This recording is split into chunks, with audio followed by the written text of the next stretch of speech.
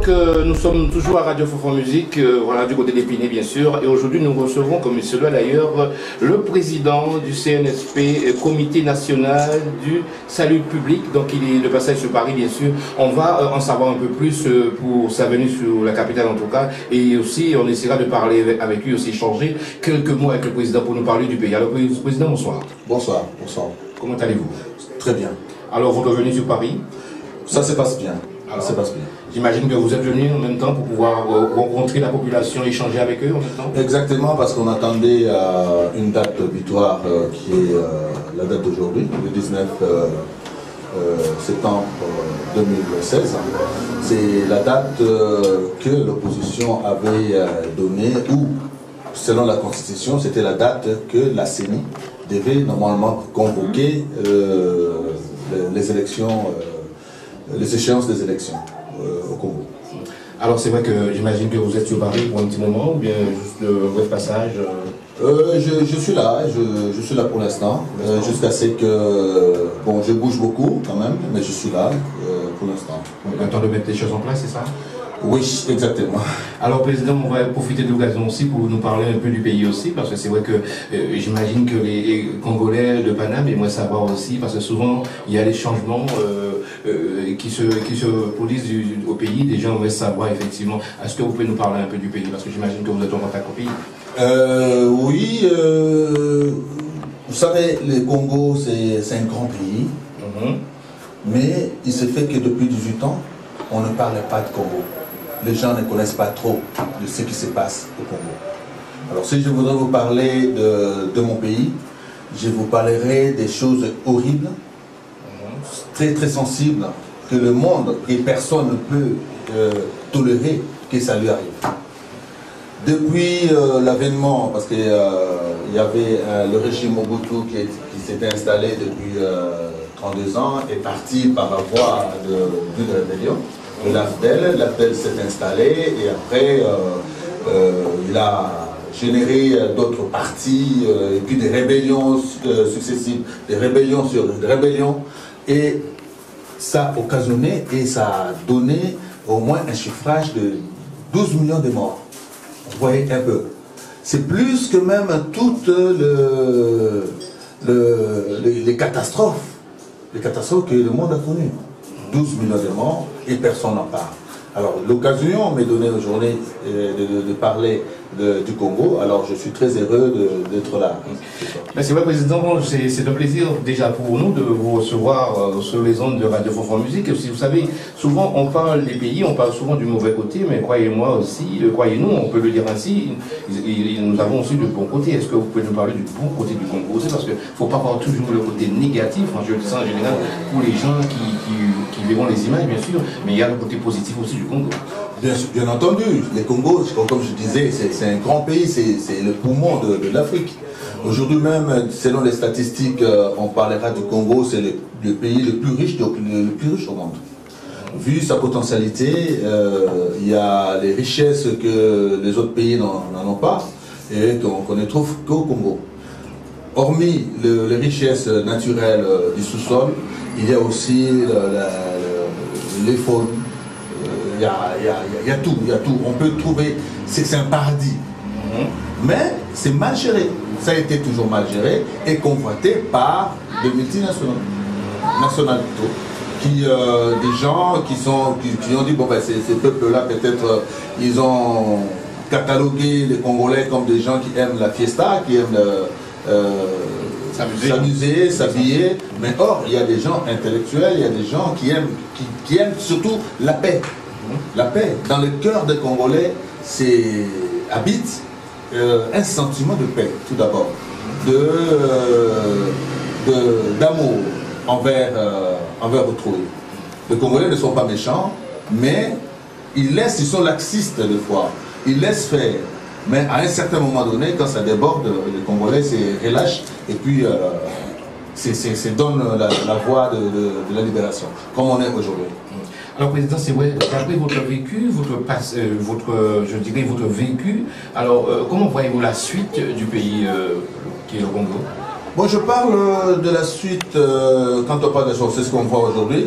Nous suivons le processus selon établi par la Constitution. Là, aujourd'hui, le 19 septembre, normalement c'était une date que le gouvernement devait, par la CENI, convoquer les élections. Mais aujourd'hui, il n'en est pas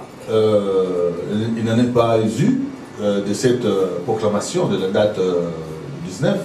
Donc, il y a eu des émeutes, il y a eu des revendications, il y a eu des protestations, et les gens sont sortis, et on dénombre quelques morts, et puis de deux côtés, les policiers, et puis les civils. Mais pour essayer un peu de parler de plus que ça, c'est que c'est une question que le gouvernement en place, qui n'a pas voulu qu'il y ait des élections pour se pérenniser au pouvoir. Or, un peuple déjà qui a pris goût à la démocratie, qui est passé déjà par des élections, ne voudrait pas revenir encore aux 32 ans, parce qu'en Mobutu, il est resté, pratiquement, c'était pas vraiment la démocratie, mais c'était le système à l'époque, qu'il y avait que le président qui était là, le plupart des présidents africains, ils s'installent et puis se mettent. Ils sont là jusqu'à l'éternité. Hein. Mais là, après Mobutu, il y a eu des élections, et ces élections, il y a eu la Constitution, et le devoir de tout peuple, c'est de respecter la Constitution. Même les dirigeants doivent respecter la Constitution. On va sur ce processus-là. Donc aujourd'hui, le 19, il n'y a pas eu appel aux élections. Donc la date limite du pouvoir du présent président, donc le Kabila, est le 19 décembre 2016. À cette date-là, après le 20 décembre, il ne sera plus président de la République. Alors, Président, c'est vrai que je vais quand même vous poser la question, Président, parce que voilà, vous avez marqué le président du CNSP. Alors, en un mot, CNFP. CNSP, c'est le Comité national du salut public. Donc, vous faites partie. Voilà, je suis président. C'est créé il y a pas longtemps. J'étais invité à la Maison Blanche. Et c'est là qu'on a eu, au cours d'une discussion, pourquoi pas le faire, parce que bon, bah, on reçoit des gens qui viennent, mais bon, il faut vraiment faire rehausser un peu, lever les débats. Vous êtes quelqu'un qui a quand même plusieurs ceintures ou plusieurs cordes dans votre vie, vous êtes capable de faire ce que les autres ne peuvent pas faire.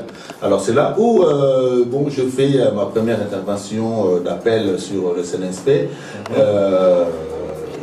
à la place là où notre frère, Martin Luther King avait fait sous l'obélisque, disons, avait fait son appel à la paix. Donc c'était ces jours-là que j'avais fait aussi l'appel du CNSP, la création, et aujourd'hui on poursuit pour l'installation au pays. Alors, Président, une question de ma part, Président, vous viviez sur la région ou vous viviez directement je suis à cheval, je suis entre les Congo, ouais, mais installé comme tel, je suis installé en France. Ouais. Alors, est-ce que sur la capitale, alors je vais le dire ainsi, est-ce que la délégation congolaise, est-ce que vous êtes suivi dans tout ça? Est-ce que vous sentiez le public congolais avec vous? Oui, bien entendu, surtout du côté de chrétiens. C'est le Congo, c'est un grand pays. Je répète encore, je me répéterai encore de dire c'est un grand pays, mais il y a aussi de particularités que les autres pays n'en ont pas. Le Congo, c'est un pays qui regorge au moins 98% de chrétiens. 2% je donnerai aux musulmans et aux autres obédiences spirituelles. Mais sur les 98% de Congolais, faisant partie de ces lots de chrétiens et pasteurs, je pense que aujourd'hui les chrétiens voudraient qu'il y ait quand même un président pasteur à la tête du pays. Effectivement, on va y revenir aussi parce que vous êtes pasteur, hein, Pati Kobange. Oui, exact, Pati Kobange. Oui. Alors depuis combien de temps vous êtes pasteur, Président? Oh, ça fait, là, ça fera 16 ans. 16 ans. Ouais.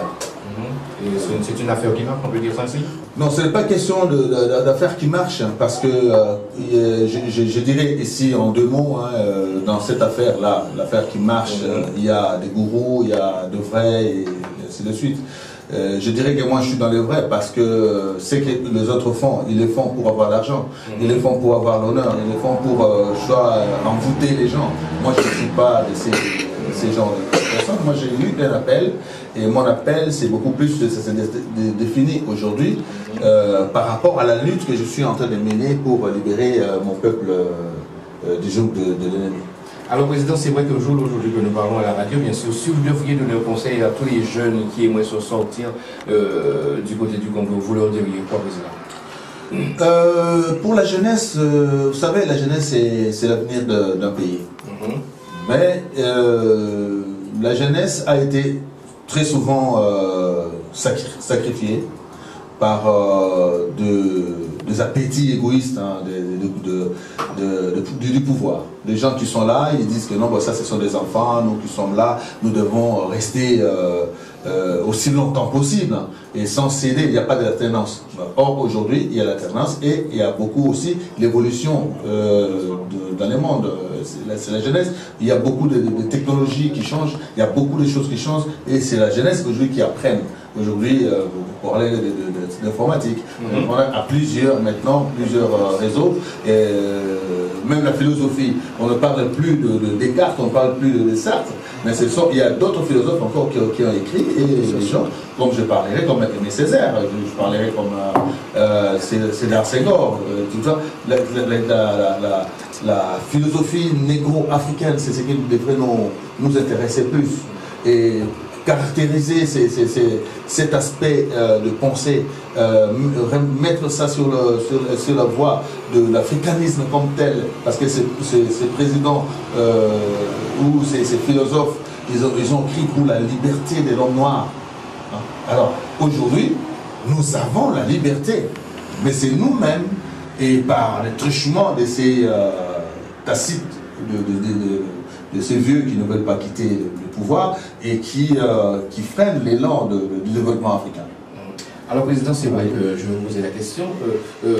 D'après tout ce qui se passe en ce moment, pensez-vous, Président, qu'il n'y a qu'un seul monde qui existe ou pas? Pardon? Qu'un seul monde qui existe ou pas, d'après tout ce qui se passe? Un seul monde. Un seul monde, c'est-à-dire? Parce qu'avec tout ce qui se passe, on dit on est plus près de la fin, alors je ne sais pas. Ah oui, sur ce point-là, j'ai dit c'est vrai. C'est vrai, quand on parlera spirituellement de ce monde-là, l'avènement de Christ, c'est vrai. L'avènement, la venue aussi de l'Antéchrist, c'est vrai. Donc c'est à nous maintenant de nous préparer, de ne pas être dans le lot des méchants. Donc il faut sortir du lot des méchants aujourd'hui. Il faut aller du côté, il faut faire... Dans la Bible, il n'y a nulle part, du Genèse jusqu'à l'Apocalypse, on ne parle que de l'amour. Jésus a parlé que de l'amour. Dans les Corans, on parle que de l'amour aussi. Mais les gens l'interprètent autrement aujourd'hui. Je vous donnerai un exemple. J'ai suivi un monsieur sur Internet, et c'est un musulman qui parlait des djinns. Donc il attrape des djinns, il parle avec des djinns. Et c'est fait qu'il a posé des questions sur des djinns dans des démons qu'il attrape, et puis il a parlé, il discutait avec eux. Il a parlé sur l'Irak et tout ça, et le démon disait que non, nous sommes des démons qu'on nous envoie en Irak, par exemple, pour tuer les gens. Ce ne sont pas des hommes que vous voyez, ce sont des démons qu'on envoie là-bas pour, en résumé, pour préparer la venue de l'Antéchrist. Vous voyez, donc c'est vrai, c'est pas un chrétien qui l'a dit, mais c'est un musulman qui l'a dit.